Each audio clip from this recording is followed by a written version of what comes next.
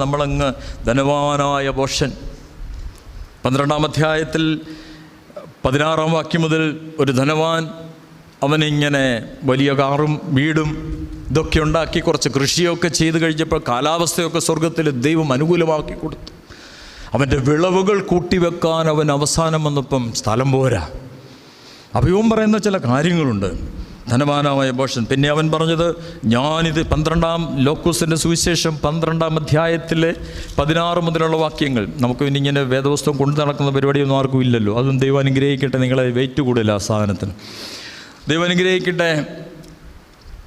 സകല ദ്രവ്യാഗ്രഹവും ഒഴിഞ്ഞുകൊള്ളുവീൻ, ഒരുത്തിന് സമൃദ്ധി ഉണ്ടായാലും അവൻ്റെ വസ്തുവകയല്ല അവൻ്റെ ജീവനാധാരമായിരിക്കുമെന്ന് പറഞ്ഞു. ഒരു ഉപമയും അവരോട് പറഞ്ഞു, ധനവാനായൊരു മനുഷ്യൻ്റെ ഭൂമി നന്നായി വിളഞ്ഞു. അപ്പോൾ അവൻ, ഞാൻ എന്ത് ചെയ്യണം? എൻ്റെ വിളവ് കൂട്ടിയപ്പോൾ സ്ഥലം പോരാ. എൻ്റെ ഉള്ളിൽ വിചാരിച്ചു. പിന്നെ അവൻ പറഞ്ഞത്, ഞാൻ ഇത് ചെയ്യും, എൻ്റെ കളപ്പുരകൾ